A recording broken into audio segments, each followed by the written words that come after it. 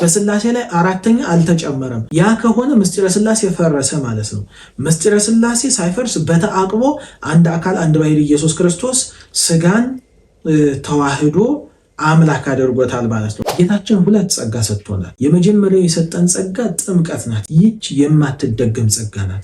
ሰው ከፍጥረታዊ ሰውነት ወደ መንፈሳዊ ሰውነት የሚያድግባት የክርስቶስ አካል የሚሆንባት ደገኛ ጸጋ ናት።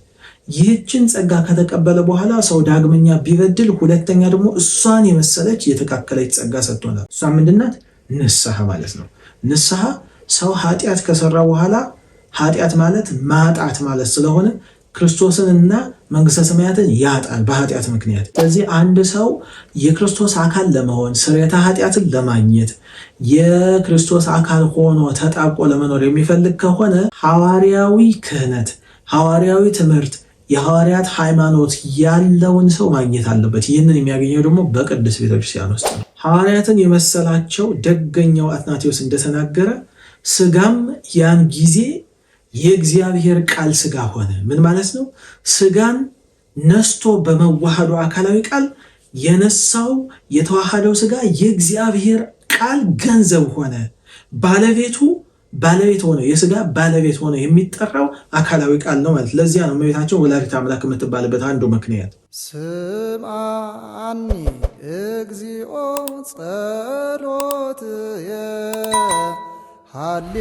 በስመ አብ ወወልድ ወመንፈስ ቅዱስ አሐዱ አምላክ። እንደምን ቆያችሁ?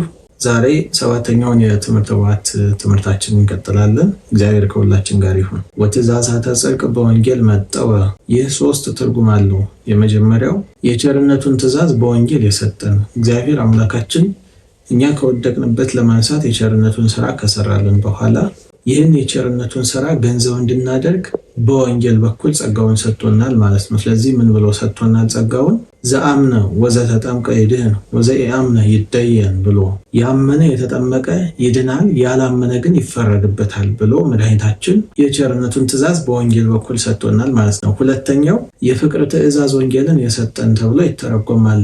ወንጌል የፍቅር ትእዛዝ ትባላለች። ቅዱስ ዳዊት አባታችን እግዚአብሔር ሲጠራው እንደ ልቤ ብሎ ይጠራዋል። እንደ ልቤ ያለበት ምክንያት በሐዲስ ኪዳን ሳይገኝ በኦሪቱ ሳለ ገና የወንጌልን ስራ ይሰራ ስለነበር ነው። ያችውም የወንጌል ስራ ማለት አፍቅሮ ጸላይት ጠላትን መውደድ ናት። ስለዚህ ጌታችን ምን ብሎ በሕግ አዞናል? ደቂቀ ተፋቀሩ በበይናቲክሙ፣ ልጆቼ ሆይ እርስ በርሳችሁ ተዋደዱ። የሕግ ሁሉ ፍጻሜ ፍቅር ነው። ቅዱስ ጳውሎስም አንድ ራሱን የቻለ ምዕራፍ ሰጥቶ በአንደኛ ቆሮንቶስ ምዕራፍ 13 ላይ ስለ ፍቅር ብቻ ሲናገር እናገኘዋለን። ምክንያቱም የሕግ ሁሉ ፍጻሜ ፍቅር ነው።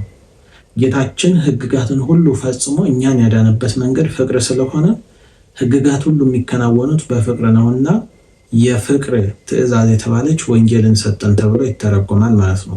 ሶስተኛ እውነተኛ ትእዛዝን በወንጌል ሰራልን ተብሎ ይተረጎማል። እውነተኛ ትእዛዝ ለምን አለው ስንል ከዚህ ዓለም ነገስታት ሲለይ ነው። የዚህ ዓለም ነገስታት አንዱን ወታደር ቀስቅሰው በል እንዲህ ካለ ቦታ ሄደህ ገሌን ወግተህ ድል ነስተህ ስትመጣ እንዲህ ያለውን እሸልምሃለሁ፣ ከዚህ እሾምሃለሁ ብሎ ይነግረዋል። ያ ወታደር አሸንፎ ቢመጣም ያ ንጉስ አይሸልመውም፣ ቃሉን ያጥፍበታል። እዚያም ቢሞት ሙቶ ይቀራል ማለት ነው። ጌታችን ግን እንደዚህ አላደረገም። ሰርቶ ስሩ ብሎ አስተማረን። ሞትን በኃይልና በስልጣን ድል ነስቶ እሱ ደግሞ ሞትን ድል ንሶ አለን። ስለዚህ እሱን አብነት አድርገን እኛም ሞት ሆይ መውጊያ የት አለ፣ ሲኦል ሆይ ድል መንሳት የት አለ ብለን በእምነት እንድንናገር ሆነናል ማለት ነው። ጌታችንም በቅዱስ ወንጌል ሲነግረን ምን ብሏል? ጽንዑ እስመ አነ ሞይክሙ ለዓለም፣ እኔ ዓለምን ድል ነስቼዋለሁና እናንተም ጽኑ ብሎ ተነግሯል። ይኸውም ማለት ልክ እንደ በጎ ባላገር ነው። አንድ በጎ ባላገር ውሃ ወንዝ የሞላ እንደሆነ በሉ ወንድሞች በዚህ ተሻገሩ ብሎ አያሳይም።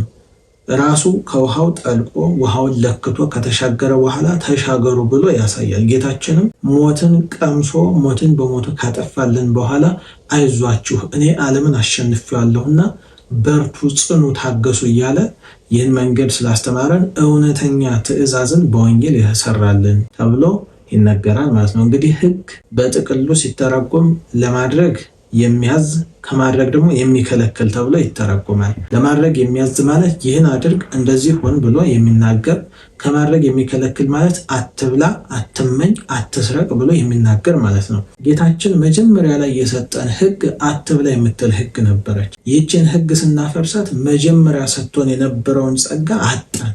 ይህ መጀመሪያ የተሰጠን ጸጋ ማለት ከእግዚአብሔር ጋር አፍ ለአፍ በመነጋገር በልቡናችን ሰሌዳ ላይ ቃሉን እየጻፈ የሚያነጋግርበት መንገድ ነበረ። ይህችን ጸጋ ስናጣት ሁለተኛይቱን ጸጋ ሰጠን። ሁለተኛይቱ ጸጋ ማለት ቅዱሳት መጻሕፍት ናቸው፣ ቅዱስ ዮሐንስ አፈወርቅ እንደሚነግረን። ይህንንም ደግሞ በሶስት ደረጃዎች ነው የሰጠበት መንገድ። በአጠቃላይ ሕግጋትን እግዚአብሔር ለእኛ የሰጠበትን መንገድ ስናይ ሕገ ልቡና፣ ሕገ ኦሪትና ሕገ ወንጌል ብለን በሶስት እንከፍላቸዋለን። ይሄ ሕገ ልቡና የምንለው ዘመን ከቅዱስ አዳም ጀምሮ እስከ ሙሴ ድረስ ሕግ የተጻፈ ሆኖ እስከሚሰጥበት ድረስ ያለውን ዘመን ይወክላል። በዚህም ዘመን አባቶቻችን መስዋዕት ወደ ተራራ እየወጡ ይሰዋሉ። ከቀደሙ አባቶቻቸው የተማሩትን ስርዓትና ትውፊት ይዘው ጠብቀው ለአምላካቸው ለቅዱስ እግዚአብሔር አምልኮትን ያቀርባሉ፣ መስዋዕትን ይሰዋሉ ማለት ነው። ለምሳሌ አዳም ለአቤልና ለቃይል የመስዋዕትን ስርዓት አስተምሯቸዋል። ይህ ሲወራረድ ከአብርሃም ደርሶ አብርሃም አባታችንም መስዋዕትን በሚገባ ሰውቷል ማለት ነው። አብርሃም አባታችንም መስዋዕትን ሰውቷል ማለት ነው። ሌሎችም ቅዱሳን አባቶቻችን እንደዚሁ በዘመነ አበው ወይም በሕገ ልቡና የነበሩ አባቶቻችን በሚገባ መስዋዕትን ሰውተዋል። ሲሰውም የሰው የነበረው በተራራ ነበረ። ሁለተኛው ሕገ ኦሪት ነው። ሕገ ኦሪት የምንለው ለቅዱስ ሙሴ በሲና ተራራ እግዚአብሔር 40 ሌትና 40 መዓልት ሙሴ ከጾመ በኋላ ሕገ ኦሪትን ሰጥቶታል። የኦሪትን ትእዛዛት ማለት ነው። ያን ከሰጠው በኋላ በሚገባ የደብተራ ኦሪት ስርዓትን እየፈጸሙ በዋናነት በተራ መስዋዕት እየሰዉ ደብተራ ኦሪትንም ከፍ ካለ ስፍራ ነበር ሲዘጋጅ ትተከል የነበረና እንደዚህ ባለ መንገድ ሲያከናውኑ ቆይተዋል ማለት ነው። ሶስተኛው ሕገ ወንጌል ነው። ሕገ ወንጌል የምንለው ጌታችን ራሱ በአካል ተገልጦ የሰራት ሕግ ናት። እሷንም ሲያስተምር ከፍ ባለ ስፍራ በተራራ በኮረብታ ከፍ ባለ ቦታ ላይ ሆኖ አስተምሯል ማለት ነው። እነዚህን ሶስቱን ስንመለከታቸው አባቶቻችን ሕገ ልቡናን በሕፃንነት፣ ሕገ ኦሪትን በጎልማሳነት፣ ሕገ ወንጌልን ደግሞ በሽምግልና ይመስሉታል። ሕፃንነት ወደ ጎልማሳነት ይለወጣል፣ ጎልማሳነት ወደ ሽምግልና ይለወጣል። ሽምግልና ግን ወደ የትም አይለወጥም። እንደዚህ ሁሉ ሕገ ልቡና በሕገ ኦሪት፣ ሕገ ኦሪት ደግሞ በሕገ ወንጌል ተተክተውልናል። ሕገ ወንጌል ግን እስከ ዓለም ፍጻሜ ድረስ ጸንታ የምትኖር ሕግ ናት እንጂ ሌላ ሕግ መጥቶ እሷን አይተካትም። እነዚህ ሶስቱንም ሕግጋት ስንመለከታቸው ሁሉንም እግዚአብሔር የሰጠበት መንገድ ወይም የሚከናወኑት ከፍ ባለ ስፍራ ወይም በተራራ ላይ ነው። ለምን እንደዚህ ያደረገ የሚለውን ስንጠይቅ እነዚህ ምክንያቶች እናገኛለን። የመጀመሪያው እግዚአብሔር ራሱ ልዑለ ባህሪ ስለሆነ እኔ ልዑለ ባህሪ አምላክ ነኝ ለማለት ከፍ ባለ ስፍራ እነዚህን ሕግጋት ሰጥቶናል ማለት ነው። ሁለተኛው ምክንያት የሰራሁላችሁ ሕግ ተርታ ሕግ ሳትሆን ልዕልት ሕግ ናት ለማለት ከፍ ባለ ስፍራ ሕጉን ሰጥቶናል ማለት ነው። ሶስተኛው ምክንያት እናንተም ሉዓላውያን ናችሁ፣ ከፍ ያላችሁ ናችሁ ለማለት እግዚአብሔር ይህንን ሕግ ከፍ ባለ ስፍራ ሰጥቶናል ማለት ነው። አራተኛው ምክንያት ስንመለከት መምህር ከፍ ባለ ቦታ ሆኖ ደቀ መዛሙርት ዝቅ ባለ ቦታ ሆነው ትምህርት ሲሰጥ ይረዳልና በሚገባ መንገድ በዚህ መልኩ ይመራሉ ማለት ነው። ስለዚህ ጌታችንም ይህን ያደረገበት ምክንያት እናንተም ደቀ መዛሙርቱ ናችሁ እኔም እውነተኛ መምህራችሁ ነኝ ብሎ ሲነግረን ከፍ ባለ ስፍራ ሕግጋቱን ሰጥቶናል ማለት ነው። የመጨረሻው ዋና ምክንያት ግን ሕግጋቱን ለሚጠብቃቸው ሰው ድልና ነፍስን የሚያሰጡ ልቡናን ወደ እግዚአብሔር ከፍ የሚያደርጉ ስለሆኑ በዚህ ምክንያት ከፍ ባለ ቦታ ጌታችን ሕግጋቱን ሰጥቶናል። አሁን እዚህ ላይ አንድ ጥያቄ ሊጠየቅ ይችላል። ሰው ነው ሕግጋትን የሚጠብቀው ወይስ ሕግጋቱ ናቸው ሰውን የሚጠብቁት ነው ጥያቄው። አባቶቻችን ይህን ሲመልሱ ምን ይላሉ? አኮ ንሕነ ዘነዐቅቦሙ ለሕግጋት አላ እሙንቱ የዐቅቡነ ለአቂብ ወለተጸውኖ ይሉናል። ምን ማለት ነው? ሕግጋትን የምንጠብቃቸው እኛ አይደለንም። እነሱን በመያዝ ገንዘብ በማድረጋችን ምክንያት ሕግጋቱ ከክፋት የሚጋርዱን ጸወን መጠጊያ መሸሸጊያ የሚሆኑ ናቸው። ስለዚህ አንድ ሰው ሕግጋትን ሲጠብቅ ከጥፋት ከእግዚአብሔር ከመለየት የሚጠበቅባቸው ስለሆኑ ሕግጋቱ ራሳቸው ሰውየውን ይጠብቁታል እንጂ ሰውየው አይደለም ሕግጋቱን የሚጠብቃቸው ማለት ነው። ዘውእቱ ጸዋኢ ይላል የሚጠራ ማለት ነው። ይህንን ለጌታችን ሰጥተው የሚተረጉሙ ከሆነ ጌታችን ወደ ወንጌል ጠርቶናል። ምን ብሎ? ነስሑ እስመ ቀርበት መንግስተ ሰማያት ቀርባለችና ንስሐ ግቡ ብሎ በማስተማር ጌታችን እኛን ወደ ወንጌል ጠርቶናል። ጌታችን በሕይወተ ሥጋ ሳለ ያስተማረው ወንጌል እንደሚባል ተመልክተናል። ወንጌል ለምን ተባለች ብንል ሞተ ሥጋ ሞተ ነፍስ እንደጠፋ አዳም እንደዳነ ዲያብሎስ እንደተሻረ ወልደ እግዚአብሔር እንደነገሰ የምትናገር የምስራች ስለሆነች ነው። ይህችን የምስራች ቃል ሲነግረን ምንድን ነው ያለው? መንግስተ ሰማያት ቀርባለችና ንስሐ ግቡ በማለት ነው ያስተማረን ጌታችን ማለት። ስለዚህ ጌታችን ወደ ወንጌል ጠርቶናል ማለት ነው። ሁለተኛው ትርጉሙ ለወንጌል ሰጥተን ብንተረጉም ወንጌል ወደ ሃይማኖትና ወደ መንግስተ ሰማያት የምትጠራ ምን ብላ ትጠራናለች? በወልድ ያመነ የዘላለም ሕይወት አለው፣ ያላመነ ግን አሁን ተፈርዶበታል።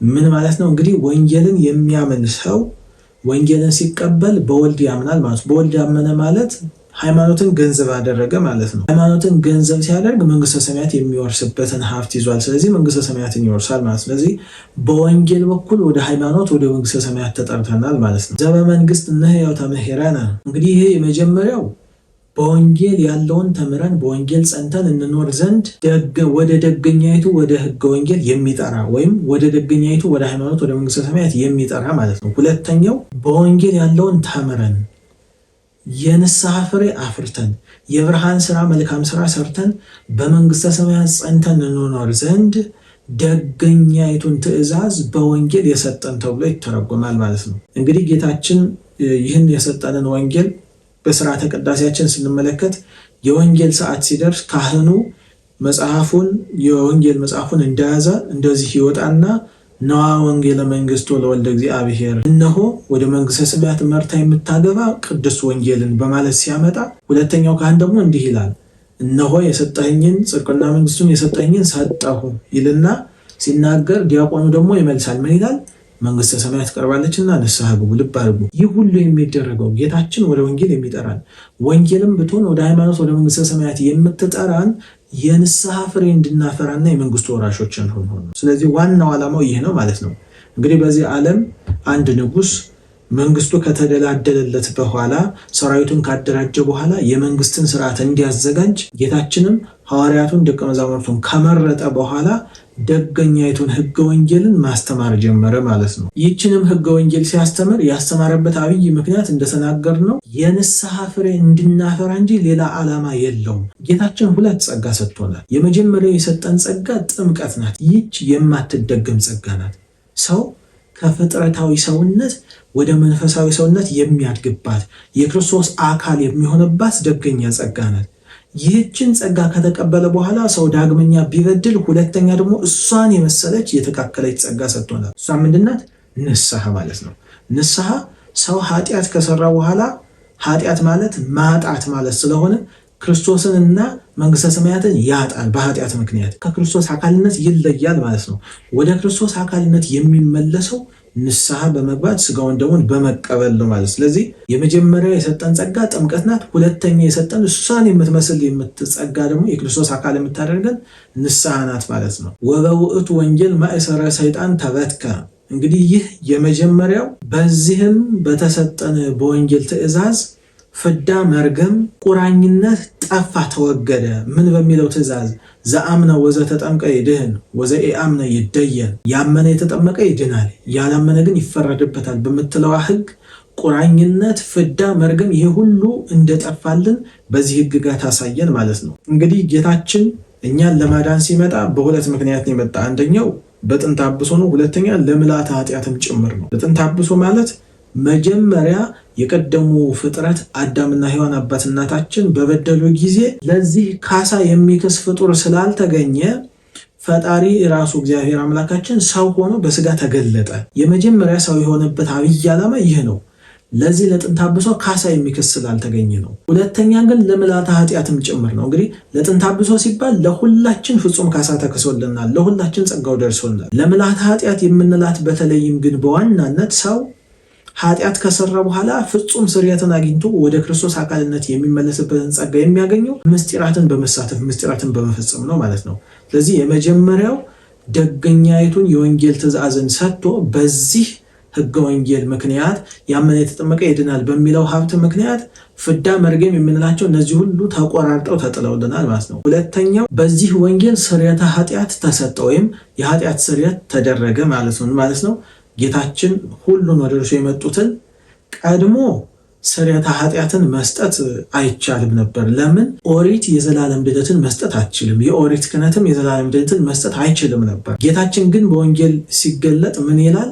ወደ እርሱ የታመሙት ሊፈወሱ ሲመጡ ተሃድገ ለከ ኃጢአትከ ተሃድገ ለኪ ኃጢአትኪ፣ ኃጢአትህ ይቅር ተባለችልህ፣ ኃጢአትሽ ተተወችልሽ፣ ሃይማኖትህ አህወተከ ሃይማኖትህ አዳነህ፣ እምነትሽ አዳነሽ እያለ ይሸኛቸው ነበር። ስለዚህ በዚህ ስርየተ ኃጢአትን ጌታችን ፈጽሟል። እሱ ስርየተ ኃጢአትን እንዲህ ከሰጠ በኋላ ግን ለቅዱሳን ሐዋርያትም ይህንኑ ስርየተ ኃጢአት የሚሰጡበትን ጸጋ ሀብት ክህነትን ሰጥቷቸዋል። ይኸውም ቅዱሳን ሐዋርያት አባቶቻችን አይሁድ ብዙ ጊዜ በጥያቄ ስለ ጌታችን ያደክሟቸው ነበርና በዚህ ምክንያት ሕሊናቸው ዝሎባቸው ነበርና ኤርሚያስ ይሁን ኤልያስ ይሁን ወይስ ነቢዩ ከነቢያት አንዱ ይሁን እያሉ በሕሊናቸው ሲያወጡ ሲያወርዱ አንድ ዕለት ጌታችን ወደ ፊልጶስ ቄሳርያ ይዟቸው ወጣ። የማቴዎስ ወንጌል ምዕራፍ 16 ላይ እንደምናነበው ይዟቸው ወጣና በዚያ መነ ይብልዎ ለወልደ እጓለ እመሕያው፣ የሰውን ልጅ ሰዎች ማን ይሉታል ብሎ ጠየቃቸው። ሲጠይቃቸው በልባቸው ያሰቡትን ስለሚያውቅ ነው ይህን የጠየቃቸው። እነርሱ ግን ያሰቡትን በሌሎች አድርገው እንዲህ አሉት፣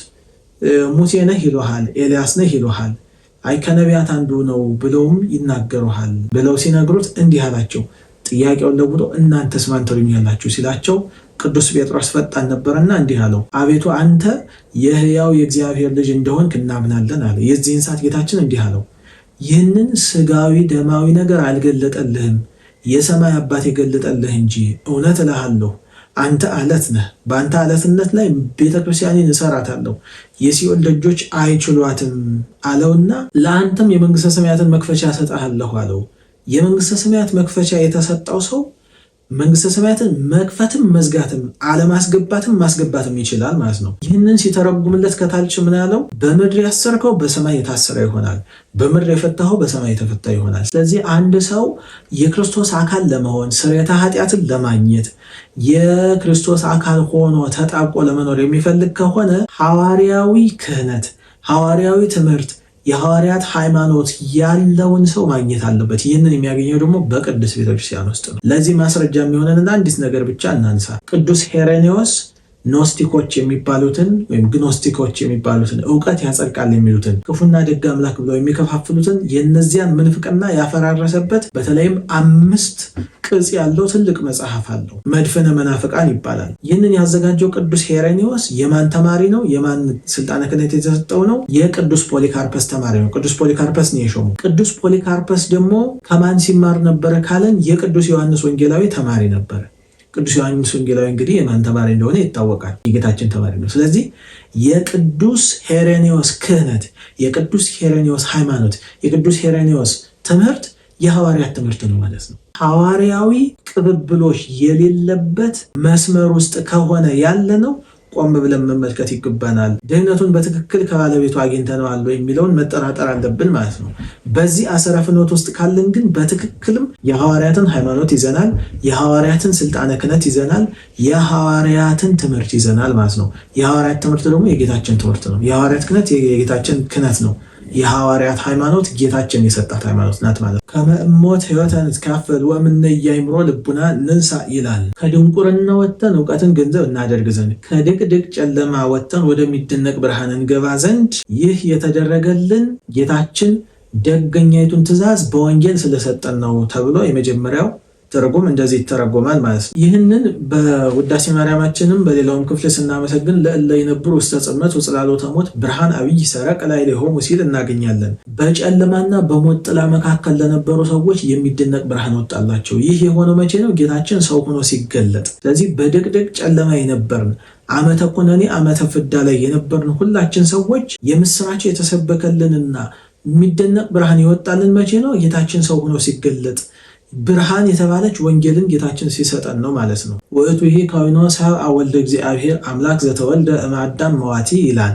ይህም ከጨለማ ወደሚደነቅ ብርሃን ከድንቁርና ወደ እውቀት የመጣንበት መንገድ እግዚአብሔር ወልድ ከመዋቴ አዳም ሰው ሆኖ ተወልዶ አምላክ ሰው ሆኖ ስለተገለጠ ነው። እንግዲህ አምላክ ሰው ሆኖ በመገለጡ ምክንያት ያገኘናቸው አበይት ሀብታት አሉ። የመጀመሪያው አምላክ ሰው በመሆኑ ምክንያት ሰው አምላክ ሆኗል። ሁለተኛው ሀብት በድቅድቅ ጨለማ እንኖር የነበርን ሁላችን ወደሚደነቅ ብርሃን ወጥተናል። ቅድም ባልነው መሰረት ለእለ ይነብሩ ውስተ ጽልመት ወጽላሎተ ሞት ብርሃን አብይ ሰረቀ ላዕሌሆሙ ተብሎ ተነግሯልና በደቅደቅ ጨለማ ለነበሩት የሚያስደንቅ ታላቅ ብርሃን ወጣላቸው ተብሎ ተነግሯልና። ሶስተኛው ነፍሳችን በብልየት በዝገት ቆሽሻ ተበላሽታ ትኖር ነበርና ያቺ ነፍስ ተወልውላ ተሰንግላ ጽሪት ጽድልት ንጽሕት ሆናለች ማለት ነው። አራተኛ ቁራኝነት ቀርቶልናል። ፊት ሰይጣን ዘር ምክንያት እያደረገ ይቆራኝ ነበረ። ጌታችን ሰው ሆኖ በመገለጡ ምክንያት ግን ዘር ምክንያት አድርጎ መቆራኘት ቀረልን። ስለዚህ ሰው ወዶ ፈቅዶ ኃጢአትን ይሰራል እንጂ ተገዶ የሚሰራበት መንገድ የለም ማለት ነው። አራተኛው እና የመጨረሻ የምናነሳው ልዕልና ነፍስን አግኝተናል። ፊት በበደል ምክንያት ሞት በላያችን ላይ ነግሶብን የሞት ባሮች ሆነን እንኖር ነበረ። አሁን ግን ጌታችን ሞትን በሞቱ ገድሎ ነፃ ስላደረገን ሞት ሆይ መውጊያህ የት አለ፣ ሲኦል ሆይ ድል መንሳትህ የት አለ እያልን በሞት ላይ የምንፎክር ሞትንም በኃይል ድል የምናደርገው የምንሆንበትን ጸጋ ከእግዚአብሔር ተቀበለናል ማለት ነው። በአምሳሉ ተሰይጦ ነሳ ዘቀዳሚ ይላል። ይህ 4 ትርጉም አለው።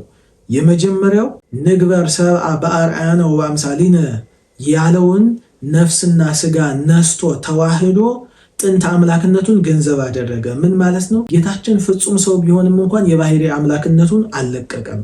በማኅፀነ ማርያም ሰው ሆኖ የዕለት ጽንስ ሆኖ ቢገለጥም የባህሪ አምላክነቱን ገንዘብ እንዳደረገ ነው። ስለ ስጋ እንግድነት ከብረ ተላዕለ ሀየሰ ወረሰ ተብሎ ተነግሮለታል።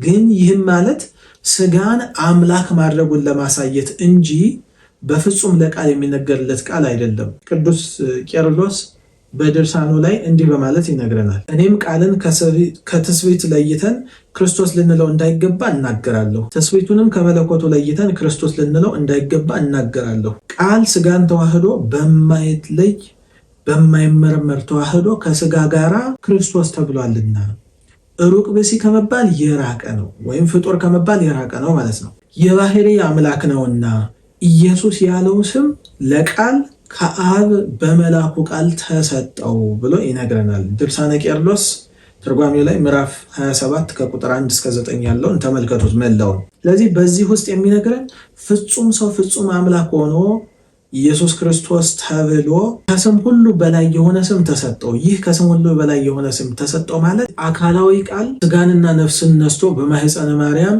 የራሱ ገንዘብ ሲያደርገው የመለኮት ገንዘብ ለስጋ ገንዘቡ ሆነለት። በዚህ ምክንያት ከሶስቱ ቅዱስ አንዱ ቅዱስ ሆኖ ቅዱስ ቅዱስ ቅዱስ እግዚአብሔር ተብሎ የሚመሰገን ሆነ ማለት ነው። ማለት የባህሪ አምላክነትን ገንዘብ አደረገ ማለት ነው። ቅዱስ ጳውሎስ በፊልጵስዩስ መልእክቱ ምዕራፍ 2 ቁጥር 10 ላይ ከስም ሁሉ የሚበልጥ ስም ተሰጠው የሚለን ጥንት ይጠራበት የነበረ የባህሪ ስሙን ገንዘብ አደረገ ለማለት ነው። ይኸውም የሚነገርለት ለስጋ እንጂ ለቃል አይደለም ማለት ነው። ምክንያቱም ቀድሞውኑም ቃል የባህሪ አምላክ ነው። ስጋ ግን የመለኮት ገንዘብ ሲሆን የባህሪ አምላክነትን ገንዘብ አድርጓል ማለት ነው። ሁለተኛው ትርጉም በአዳም አምሳል ስጋን ነስቶ ተዋህዶ ጥንተ አካልን ገንዘብ አደረገ። ምን ማለት ነው? ሕፃናትን እሱ ባወቀ በእናታቸው ማኅፀን ተስሎተ መልክ የሚፈጽምላቸው የሚስላቸው እሱ ነው።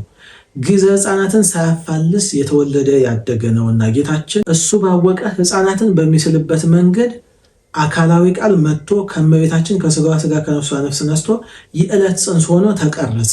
ቅዱስ ዮሐንስ ዘእስክንድርያ በሃይማኖተ አበው ምዕራፍ 9 ቁጥር 23 ላይ እንዲህ በማለት ይነግረናል። ስጋ በቅድምና የነበረ አይደለም፣ ማለትም ቀድሞ የነበረ አይደለም ነው።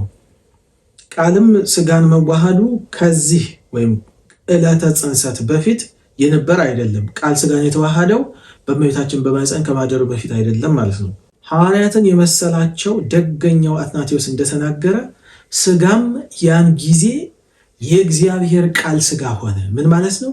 ስጋን ነስቶ በመዋሃዱ አካላዊ ቃል የነሳው የተዋሃደው ስጋ የእግዚአብሔር ቃል ገንዘብ ሆነ።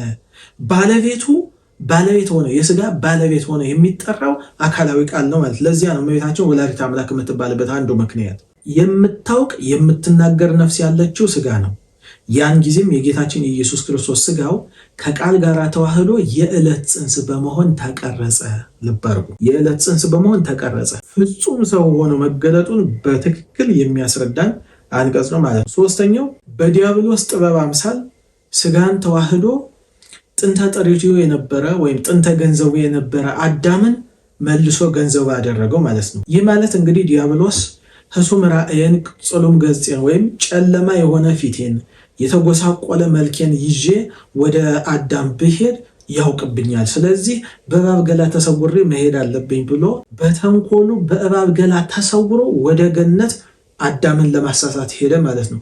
በዚሁ እሱ በመከራት ምክር መንገድ ደግሞ ጌታችን መጥቶ ዲያብሎስን ድል ነሳለን። ምን ማለት ነው? በዘመከረ ተሐፍረ ወበዘአት ከለ ተሰደ ተብሎ ይነገራል። በመከራት ምክር ራሱ ዞሮ አፈረባት፣ ራሱ ባስተከላት መስቀል ደግሞ ተባረረ፣ ተሰደደባት ማለት ነው። እንግዲህ በመጽሐፍ እንደተነገረ ወበከመ ተሐባ ሰይጣን በጉልቱ ውስተ ስጋ ከይሲ እስከ ተሰለጠ ወፀን አላይ ለፍጥረትን እምቀዲሙ ከማሁ ኮነ ድህነትን በተሰውሮተ ቃለ እግዚአብሔር በዘመድነ ይላል። አሁን ይህ መቅደመ ወንጌል ላይ የምናገኘው ምን ማለት ነው? ሰይጣን በከይሲ በእባብ ገላ ተሰውሮ እኛን አጥምዶ እንደጣለን በእኛ ባህሪ ላይ እንደሰለጠነብን እንደነገሰብን ጌታችንም በዚያው መንገድ የኛን ባህሪው አድርጎ ገንዘቡ አድርጎ ስጋና ነፍሳችን እነስቶ ተዋህዶ ዲያብሎስን ድል አደረገልን፣ ጠልፎ ጣለልን ማለት ነው። ስለዚህ ይህን በማስመልከት ቅዱስ ዮሐንስ አፈወርቅም በአራተኛው ድርሳኑ ላይ እንዲህ ይላል። ዲያብሎስ በመከረው ምክር ድል የነሳው መንሳት ድንቅ ነው። ራሱ ባመጣው መሳሪያ ነው ዲያብሎስ የተገደለው የተሸነፈው ማለት ነው።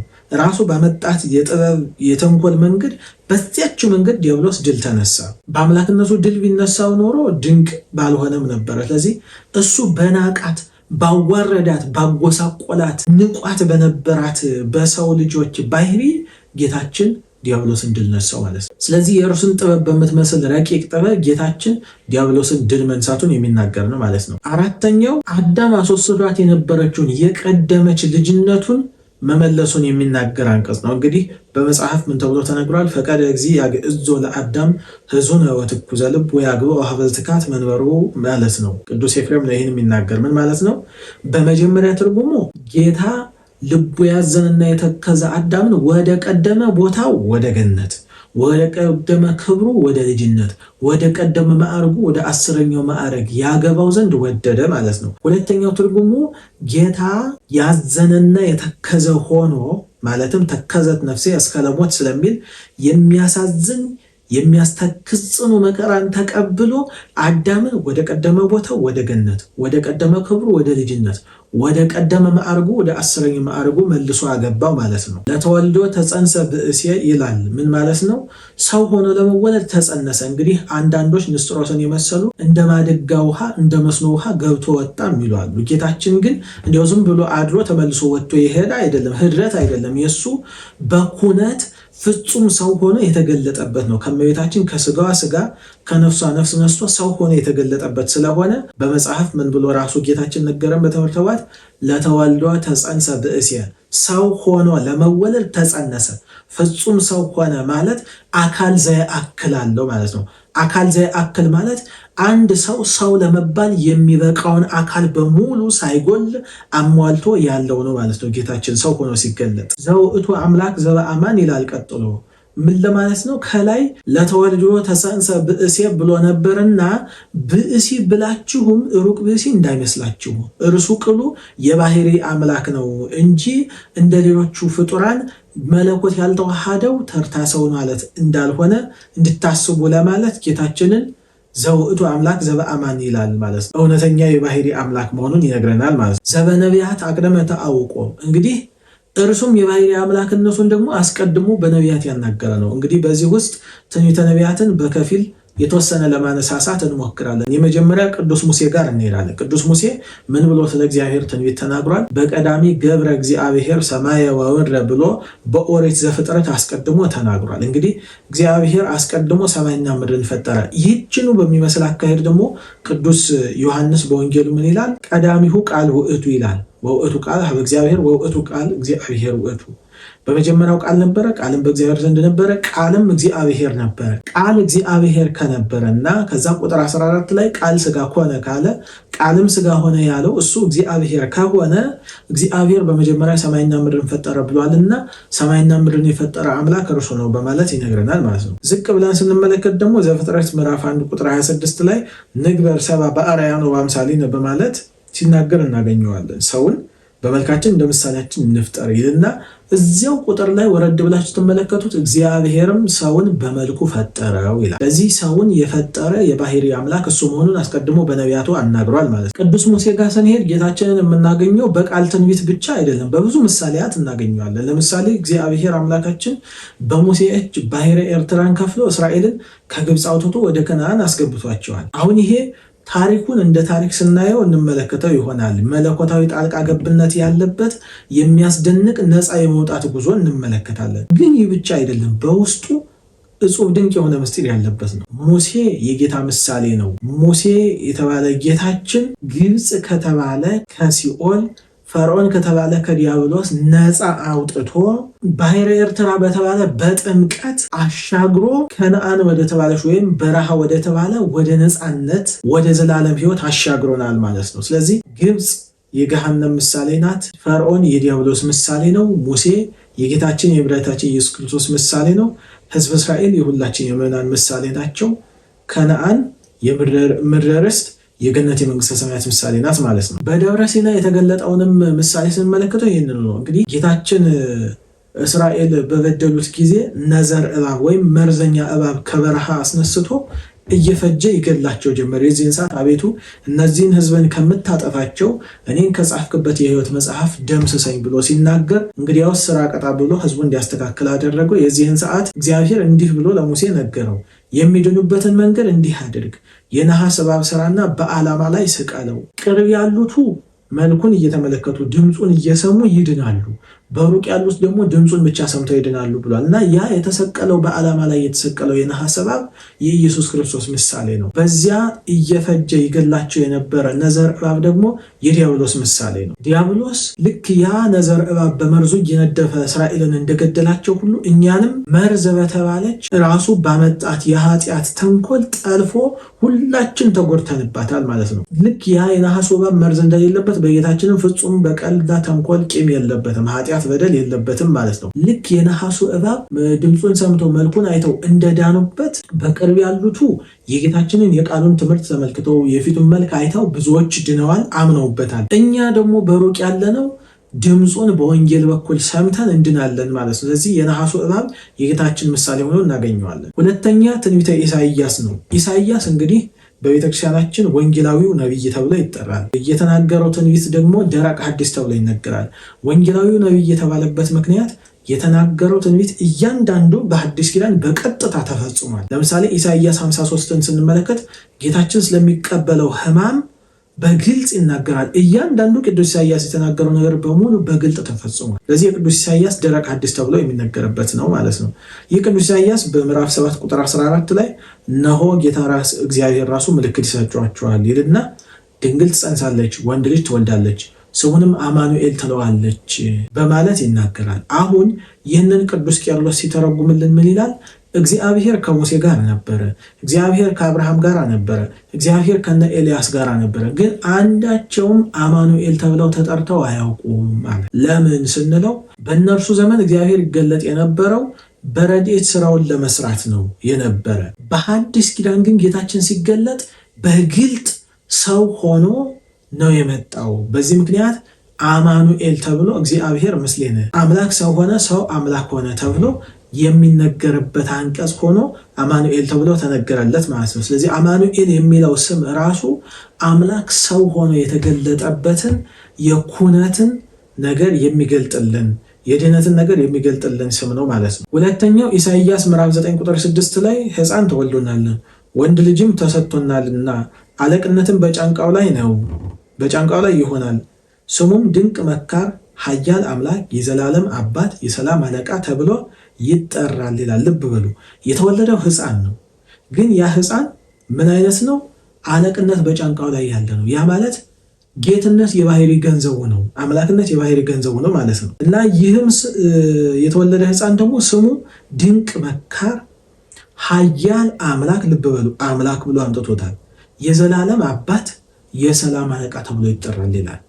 አሁን ይህ ግልጽ ያለ ተዋህዶን አምላካችን ሰው ሆኖ መገለጡን የሚያሳየን ነው ማለት ነው። ሁለተኛ ላይ የምናገኘው ደግሞ ቅዱስ ኤርምያስን ነው። ቅዱስ ኤርምያስ በትንቢተ ኤርምያስ ምዕራፍ 31 ቁጥር 31 ላይ እንዲህ ይላል፣ እነሆ ከእስራኤል ቤትና ከይሁዳ ቤት ጋራ አዲስ ቃል ኪዳን የምገባበት ወራት ይመጣል ይላል እግዚአብሔር። ልብ አድርጉ። ከማን ጋራ?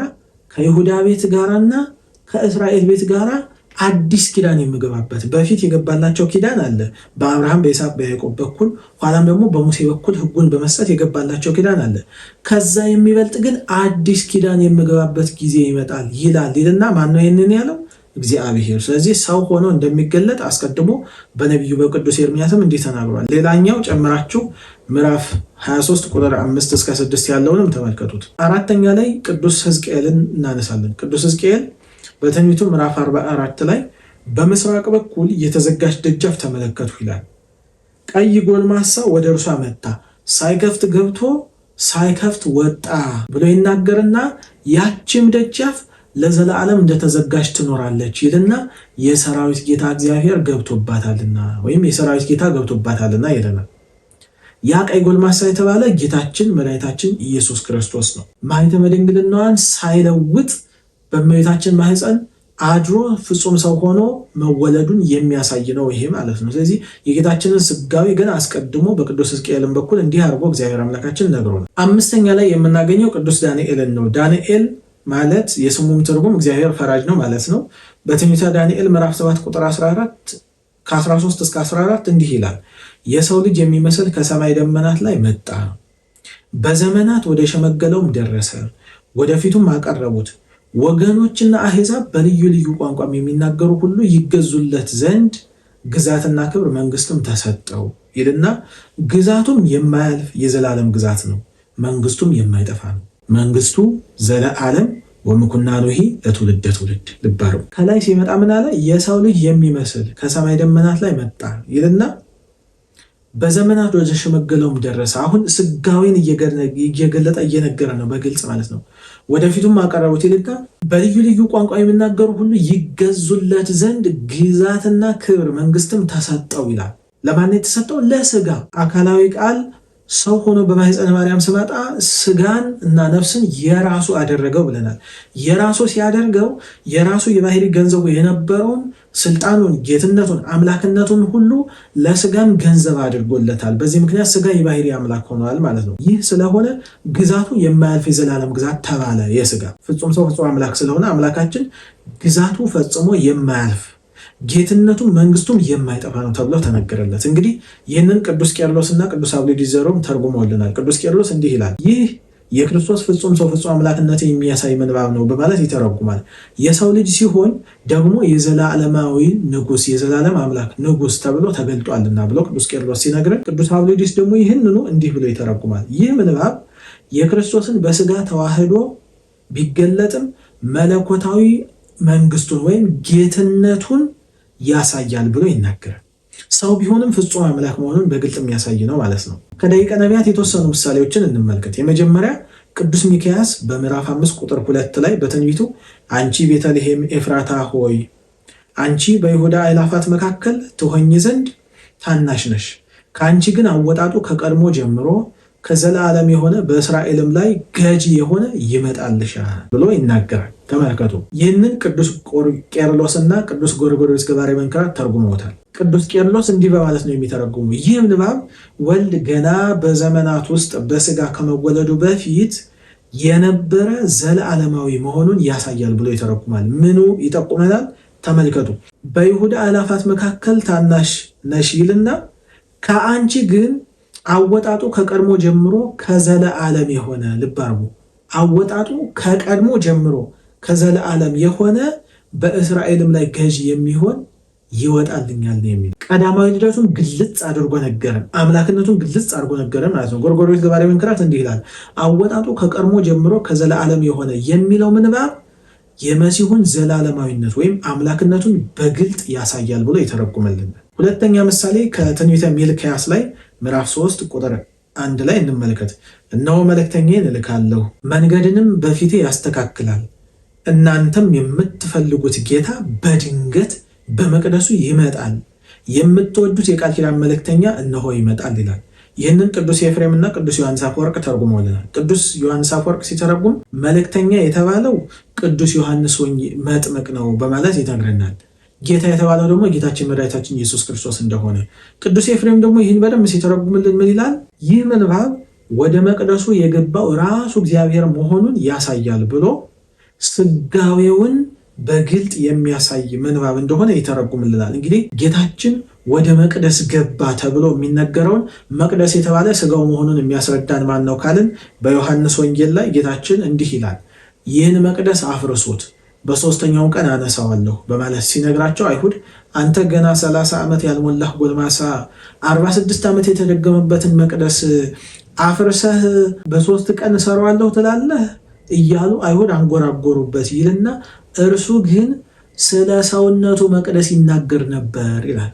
ከመቤታችን የነሳውን ስጋ መቅደስ ብሎ ይጠራዋል። በሌላም ክፍል በኩል እንደዚሁ በዮሐንስ አፈወርቅ ላይ እናገኘዋለን። ቅዱስ ዮሐንስ አፈወርቅ በሃይማኖተ አበው ላይ እንዲህ ይላል፣ ወሰው በረከበ ስጋሃ ቅዱሰ ወነፍሳ ቅድስተ ፈጠረ ሎቱ በመንፈስ ቅዱስ ሕያው መቅደሰ። ንጹሕና ቅዱስ የሆነ ሰውነቷን በተመለከተ ጊዜ እርሱ ያድርበት ዘንድ ንጹሕ መቅደስ የሆነ ስጋንና ነፍስን ለራሱ ማደሪያ አዘጋጀ፣ ሊዋሃደው አዘጋጀ በማለት ይነግረናል። ስለዚህ ስጋው የጌታችን መቅደስ ተብሎ ይጠራል ማለት ነው። ሌላኛው ምሳሌ የምንመለከተው ትንቢተ ዘካርያስ ነው። ትንቢተ ዘካርያስ ምዕራፍ 2 ከቁጥር 10 እስከ 11 እንዲህ ይላል፣ መጥቼ በመካከልሽ እኖራለሁና ዘምሪ ደስም ይበልሽ ይላል እግዚአብሔር። ልብ አድርጎ ይህንን ምንባብ ደግሞ ቅዱስ ሄሬኔዎስ እና ቅዱስ ቄርሎስ ዘኢየሩሳሌም እንዲህ ይተረጉሙታል። ቅዱስ ሄሬኔዎስ ይህ ክርስቶስ ነው በማለት ይናገራል። ዘምሪ ደስም ይበልሽ እያለ የተናገረውን አካል እርሱም ስጋችንን ነስቶ ሰው ሆኖ በመካከላችን ተገለጠ በማለት ቅዱስ ሄሬኔዎስ እንዲህ ይተረጉምልናል። ቅዱስ ቄርሎስ ዘኢየሩሳሌም ደግሞ ክርስቶስ በስጋው የተገለጠበት ክፍለ ምንባብ መሆኑን በደንብ አጠርቶ በመተርጎም ይነግረናል ማለት። ስለዚህ መጥቼ በመካከልሽ እኖራለሁና ዘምሪ ደስም ይበልሽ ብሎ ለእስራኤል የሚነግራት ይህ እግዚአብሔር በልዩነት አካላዊ ቃል መሆኑን እናስተውላለን ማለት ነው። በዚሁ በትንቢተ ዘካርያስ ምዕራፍ 12 ቁጥር 10 ደግሞ እንዲህ የሚል ቃል እንመለከታለን። በጣም የሚደንቅ ነው። ወደ እርሱም ወደ ወጉት ይመለከታሉ። ልብ በሉ፣ ወደ እርሱም ወደ ወጉት ይመለከታሉ፣ ሰውም ለአንድያ ልጁ እንደሚያለቅስ ያለቅሱለታል። ይህን ክፍለ ንባብ በትክክል ለእርሱ የተነገረ ትንቢት መሆኑን ቅዱስ ዮስጢኖስና ቅዱስ ጎርጎርዮስ ዘንዚናዙ ይተረጉሙታል። የቅዱስ ዮስጢኖስን ብቻ ብንመለከት ይህ በግልጽ ራሱ እግዚአብሔር በስጋው መከራ መስቀል መቀበሉን የሚያሳይ የማይካድ ወይም ሊካድ የማይችል ምስክር ነው ይለናል ቅዱስ ዮስጢኖስ። በግልጥ ምንድን ነው የሚለው? ወደ እርሱም ወደ ወጉት ይመለከታሉ። ቅዱስ ዮሐንስስ በራእዩ ምንድን ነው ያለ? የወጉትም ሁሉ ያዩታል፣ የወጉትም ሁሉ ያዩታል። ስለዚህ ጌታችን በትክክል በነቢያት ትንቢቱን ሲያናገር ሰንቶ ነበር ማለት ነው።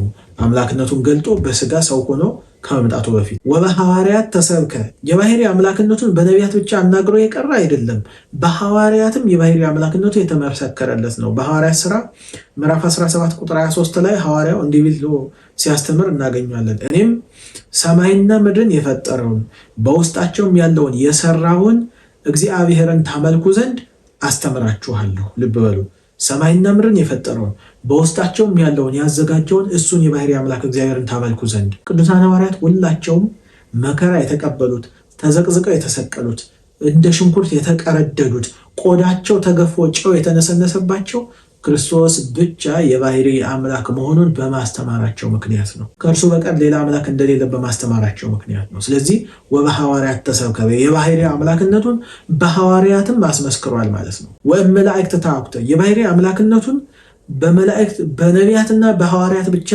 አስመስክሮ የቀረ አይደለም፣ በቅዱሳን መላእክቱም ያስመሰከረ ነው። በቅዱስ ኢሳይያስ ትንቢት ምዕራፍ 6 ቁጥር 3 ላይ ቅዱስ ቅዱስ ቅዱስ እግዚአብሔር ጸባኦት ፍጹም ምሉእ ሰማያተ ወምድረ ቅዱሳተ ስብሐቲከ ብሎ ሲናገር እናገኘዋለን።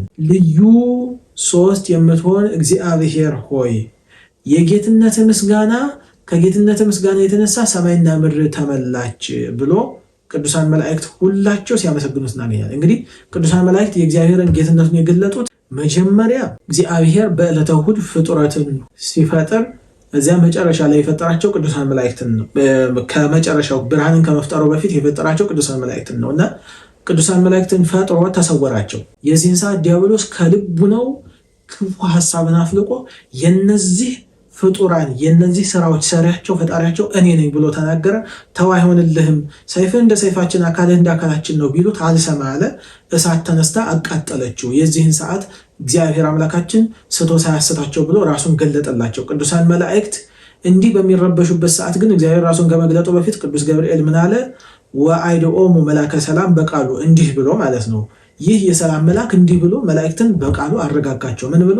ንቁም በበህላዌነ እስከነረክቦ ለአምላክነ፣ አምላካችንን እስክናገኘው ድረስ በያለንበት ጸንተን እንቁም። ይህ የመጀመሪያው የሃይማኖት ምስክርነት ነው፣ ቅዱስ ገብርኤል የመሰከረው።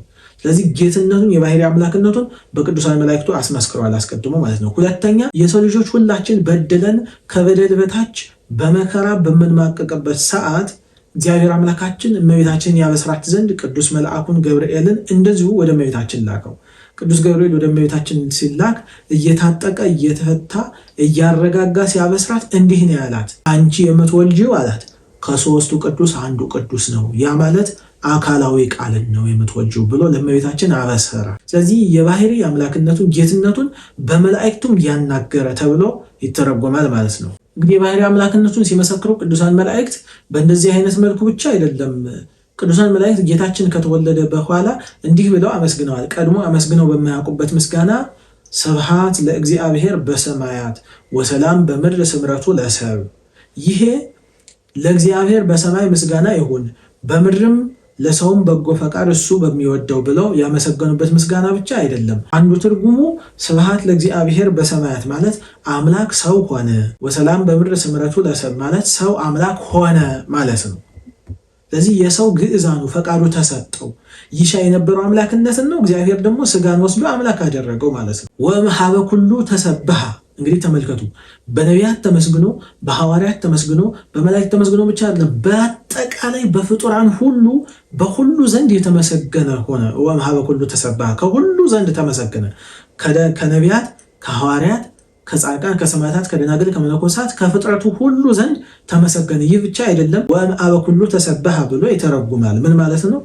አበ ኩሉ የተባለ የፍጥረት ሁሉ ጌታ የፍጥረት ሁሉ አባት የሚባለው ቅዱስ አዳም ነው እና ከአዳም ዘንድ የፍጥረት አባት ከተባለ ከአዳም ዘንድ ተመሰገነ ማለት ነው። ሁለተኛው ደግሞ ሁሉን በመግዛት ሁሉን በመፍጠር በአብ ዘንድ የታወቀ ሆነ። ይህ ስለ ስጋ እንግድነት የተነገረ ነው። እንግዲህ ቅድም እንዳልነው አምላክ ሰው ለመሆን ወደ ማህፀነ ማርያም ሲመጣ ከመቤታችን ከስጋዋ ስጋ ከነፍሷ ነፍስ ነስቶ የራሱ ገንዘብ አደረገው። ያንን ስጋና ነፍስ የራሱ ገንዘብ ሲያደርገው የባህሪ አምላክነትን ገንዘብ አስደርጎለታል ማለት ነው። አምላክ አድርጎታል። በዚህ ምክንያት አንደኛ ያ ስጋ ያ የተቀበለው የወሰደው ያዋሃደው ከራሱ ጋር ያ ስጋ የዘላለም ሕይወትን የሚሰጥ ሆኗል። ስጋዬን የበላ ደሜን የጠጣ የዘላለም ሕይወት አለው ብሎ ጌታችን የነገረን ለዚህ ነው። የራሱ ስጋ የራሱ ደም ስለሆነ የዘላለም ሕይወትን የሚሰጥ ሆኗል። ነስቶ የራሱ ገንዘብ አድርጎታልና የተለያየ አይደለም። ባህሪያዊ ተዋህዶ ስላለው ያለ ባህሪያዊ ተዋህዶ ደግሞ የዘላለም ድነት የለም። ስለዚህ ነስቶ የራሱ ገንዘብ ስላደረገው በዚህ ምክንያት የዘላለም ድነትን የሚሰጥ ሆኗል ማለት ነው። ያንን ስጋ ነስቶ የራሱ ገንዘብ ስላደረገው የዘላለም ሕይወትን የሚሰጥ አድርጎታል ማለት ነው። ስለዚህ በዚህ ምክንያት ስጋ ከሶስቱ ቅዱስ አንዱ ቅዱስ ሆነ የሚመሰገን ቅዱስ ቅዱስ ቅዱስ ተብሎ የሚመሰገን ሆነ።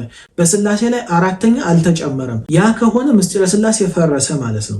ምስጢረ ስላሴ ሳይፈርስ በተአቅቦ አንድ አካል አንድ ባሕርይ ኢየሱስ ክርስቶስ ስጋን ተዋህዶ አምላክ አድርጎታል ማለት ነው። ለዛሬ ከዚህ ላይ ይቆየናል። በቀጣይ ክፍለ ጊዜያችን ተሰቅለ በእንቲአነ ከሚለው ጀምሮ ቀጣዮችን ክፍለ ጊዜዎች እንመለከታለን። ተሰቅለ በእንቲአነ ላይ የስቅለተ ሕሊናንና የጌታችንን ስቅለት አብሮ አያይዘን የምንመለከትበት ነው። እንግዲህ እስከዚህ በቆየው የትምህርተ ዋት ትምህርታችን ላይ ከዚህም በኋላ በሚኖረው ላይ የሚኖራቸውን ጥያቄዎች በሙሉ ከታች በምናስቀምጥላችሁ የቴሌግራም አድራሻችን እንድታደርሱን በእግዚአብሔር ስም እናሳስባለን። ትምህርታችን ተጠቃሎ እንዳለቀ በመጨረሻ ራሱን የቻለ አንድ ቪዲዮ በማዘጋጀት ምላሽ የምንሰጥባቸው ይሆናል። ወስብሐት ለእግዚአብሔር ወለወላዲቱ ድንግል ወለመስቀሉ ክቡር አሜን። ስምዓኒ እግዚኦ ጸሎትየ ሃሌ